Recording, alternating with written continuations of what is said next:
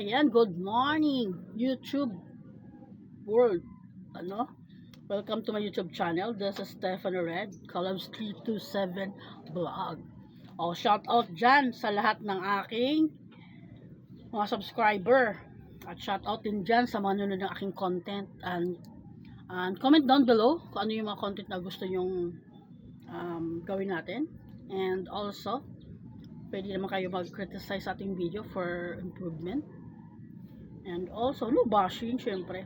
And also, yung abot natin makakaya kung ano yung maibibigay natin content sa inyo, no? Since this channel is random, this channel is for entertainment also. Just mga immediate vlogging, and may mga ano tayo dito, may mga tinatalakay tayo or opinion according sa ating pagiging Pilipino. Ayan. So, ano yung mga latest, natin ngayon?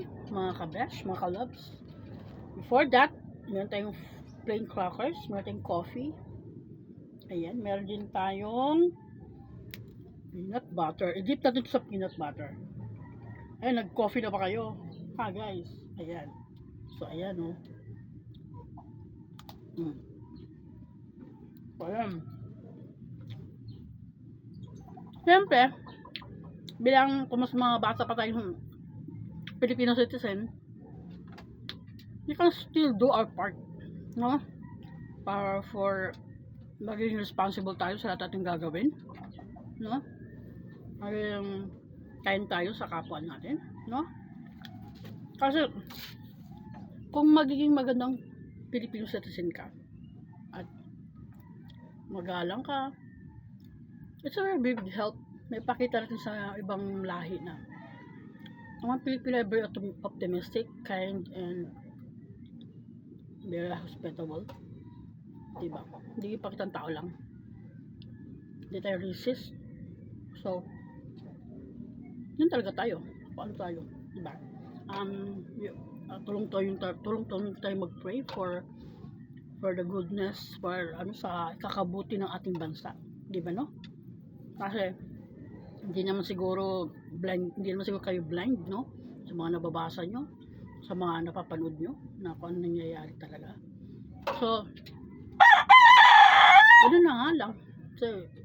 Kasi si let God, siya ang maggagawa na para mapapaayos ang ating bansa.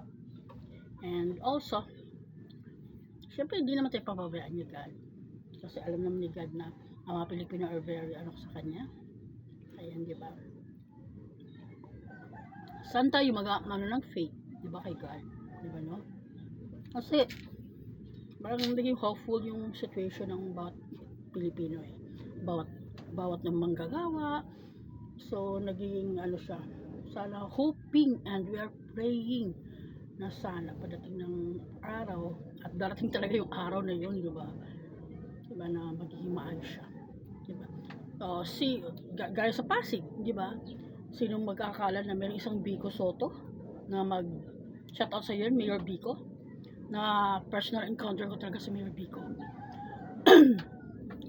Na mayroong ganyan, no? So, ayun, huwag tayong mawala ng pag-asa na may isang leader na tatayo for us na ginaid siya ni God at yun talagang gagawin niya dahil yun ang glory to God, na para maayos ba yung walay kuwan sa kwarta, yung alam mo, for the people lang talaga, no?